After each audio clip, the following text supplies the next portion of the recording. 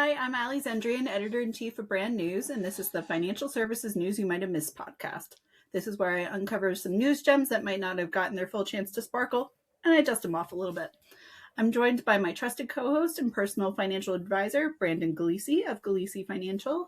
Brandon, thank you for putting up with me last week when I think right after the podcast, I literally took a nap. How is your week going?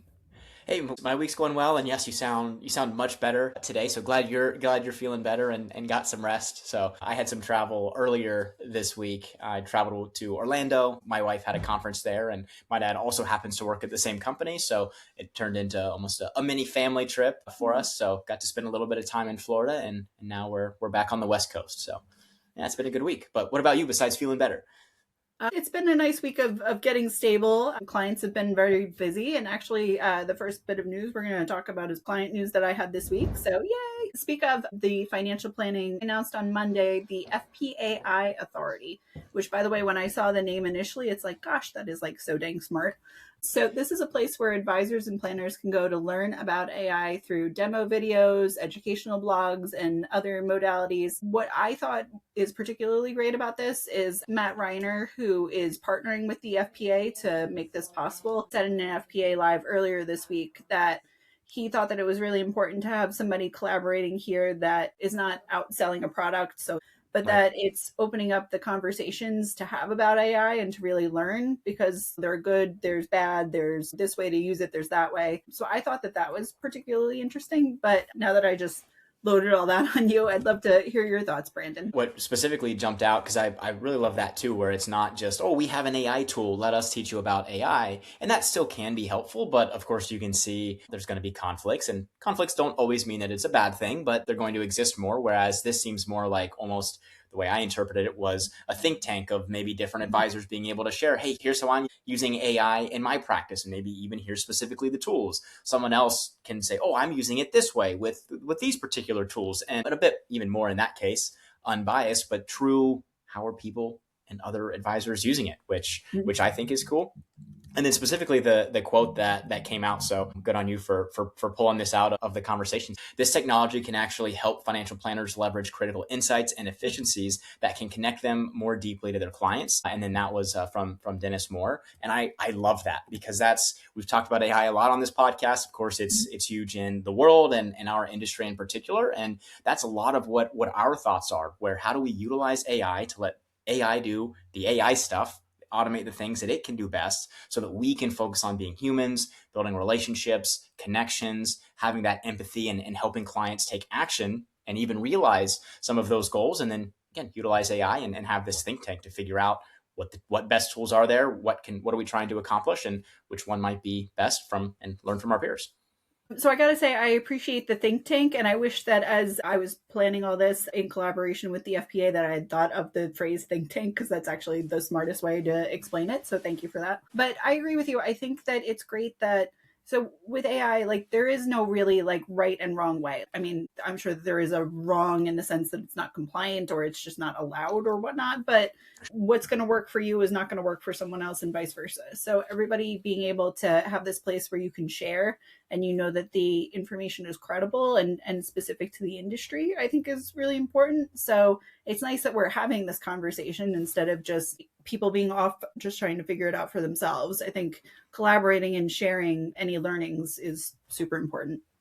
Yeah, and even two words that you said there, it was credible and applicable to the industry.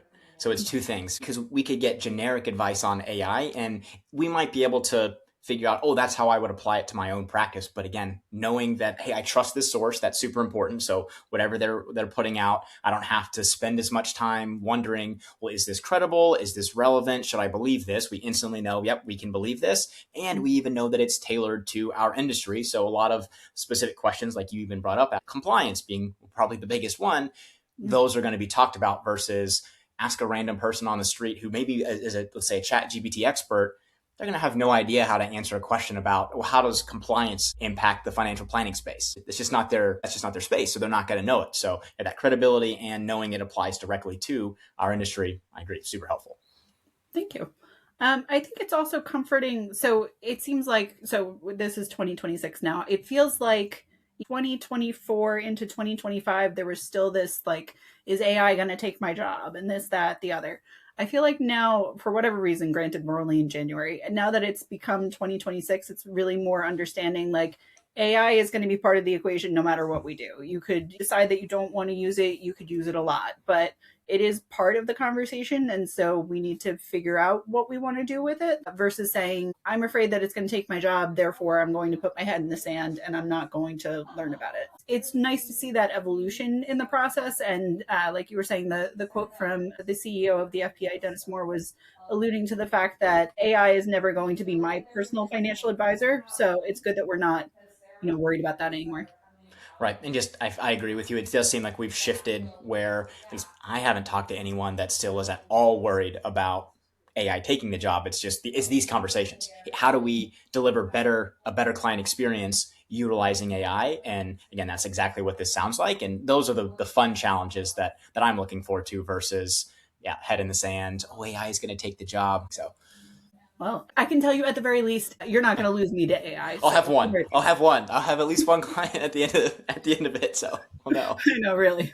Oh my goodness. But anyways, our second piece of news is also AI related. Morningstar announced that it's going to have its first pure play generative AI index. This is going to be a benchmark that gives exposure purely to generative AI companies. According to the press release, it said by preserving continuity of exposure, it provides a durable and consistent framework for measuring, comparing, and analyzing Gen AI leadership as the market evolves.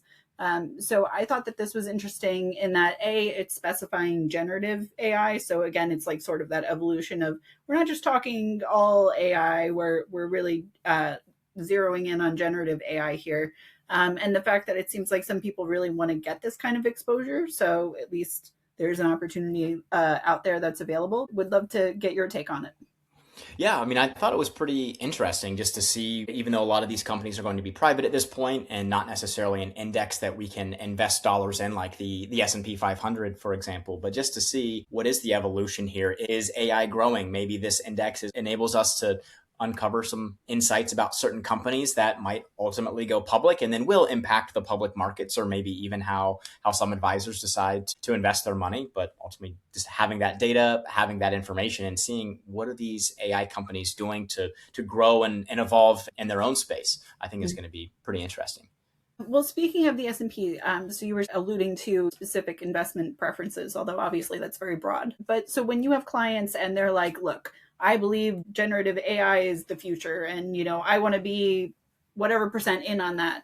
How do you sort of advise clients on, I get that your belief in life is that, for instance, Apple is amazing, but you can't own 90% of your portfolio in Apple. How do you sort of like bridge the, I believe in something versus what's actually practical? So at least the latter portion, if someone wants to have 90% of even a big company like Apple in their portfolio, we're going to take it back to a risk discussion saying, hey, here's why this is not a great idea. We don't want too much single stock risk in our portfolio, regardless of what that company is. So we focus more on, hey, we can control the amount of exposure we have to these different companies. So we want to control that at least. Can't control the outcome, can't control the market, of course, but we can control how much we allocate to individual companies if we went that route. So that one's a bit more straightforward.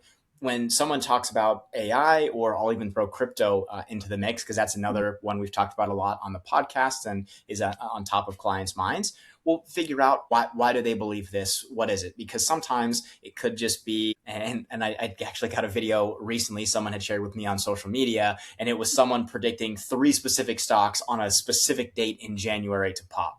I'm like, you don't even need to know what 3 stocks those were and what that date is to be like, no, like this is a bit of a silly type video. So it's truly figuring out, was it their uncle told him about this hot stock in Gen AI that he has to get into type of situation? Is that the reason? Or is there an underlying, maybe deeper expertise that they might have in the space? But then we're still back to risk and figuring out, okay, could we allocate a small portion of the portfolio? Or again, if something's incredibly risky, maybe they have their own brokerage account, invest a little bit of money. If it's something super risky, hey, this is money that you can afford to lose. You don't want to, but your overall long-term portfolio is going to be diversified and on track for the long haul. But if you want to take a bit more risk and it's just exciting to feel like you have a bit more exposure to something like this, you can do that, but even in a normal diversified portfolio, you probably have access to a lot of tech companies in that anyway. So sometimes it might just be educating, hey, you do have some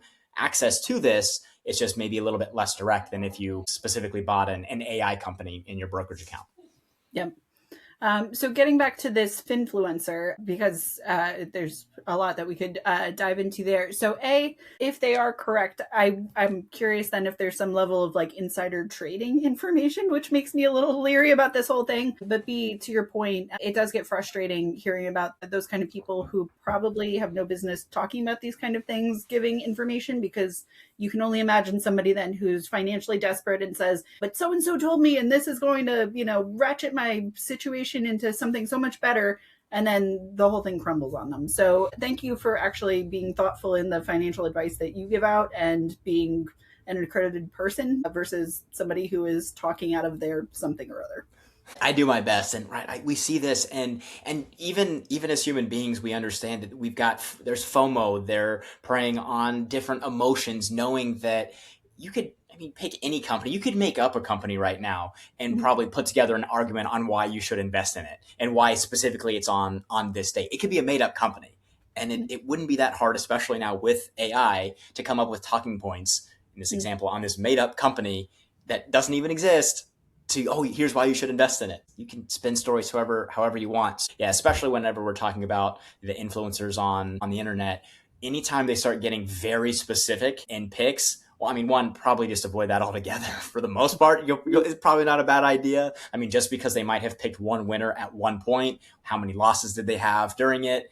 We oftentimes, as humans, forget how many losses we have, and we only remember the winners, or certainly we're only going to share about the winners. But even if you must do some extra risky investments, we'll call it, do it in more of what I would call a play account, where sure, you want to invest this money and have it grow. You might get some emotional value from just doing it yourself and just feeling better having it, but it's in a safe area where it's, again, not blowing up your entire financial life. If you cash out your 401k to put it 100% in this one company, even if it hits, that's a bad idea. It's a bad idea. Well, so it's interesting that you say that, because as you were talking, it sort of reminded me of somebody saying like, but I won the lottery. So obviously I picked the correct numbers, whatever time it was. But the odds of you then picking them again, and I realize that there are a very few repeat lottery winners, but the odds of you doing that are slim to none. So it seems like that similar level of trust of like, but I did it this one time. Okay, good on you, and may you enjoy your winnings, but the odds of you telling me it's basically impossible. And we look at what we can control, which is the risk. If you cashed out, say, your 401k, paid all the penalties, and put it all on Reddit, the casino, and it hits, was that a good decision? Still no. The outcome was great, but you could have also gone to zero just as easily. And to your point, there's no amount of skill that you can have that makes the ball roll on red versus black versus a specific number. Right? There's nothing that you can learn from that. Like, I hit, Brandon. You can't do it again. Or if you do it again, it's completely luck. Yeah. In fact, in this case, the odds are clearly stacked against you, and the house is going to win more often than not. If you sit there at the roulette wheel enough times, you're just simply not going to win. So again, we can control that risk. But sometimes people see, I picked this one winner in the past. Mm-hmm. It's not like you just mentioned, Allie. That's not necessarily repeatable. No. And we almost get this overconfidence. Well, I did it in the past. Well, again, you can hit at the casino once. Mm-hmm. It could just be all luck. But if we attribute it to skill, it was my great research. Now we have some problems. Yeah. So may everybody take away from that, make sure that you get your financial information from somebody who knows what they're talking about and isn't getting terribly specific. So our next two bits of news have an educational slant to them. Trustmark Bank is partnering with Greenlight Financial Technology so that families can help build healthier financial futures. Through this partnership, Trustmark Bank members will get a free subscription to Greenlight, which gives hands-on money management experience to kids and teens that also includes parental supervision. There's also an in-app game that reinforces certain financial skills. So I know that we've talked about financial education with kids before. I think that this is great, especially from the standpoint of there's parental supervision, because A, it's supervised and a kid can't go rogue and do something crazy, but B, then it's also promoting this conversation of, well, honey, why did you do XYZ? Oh, well, I was thinking, but would love to get your take on this. Yeah, well, I kind of wanted to toss it back to you first, since you have children. My wife and I don't yet at this point. So what were some of your biggest takeaways from the article, and even maybe share if you're comfortable. What are you doing at this point, maybe to share a bit more about money with your kids?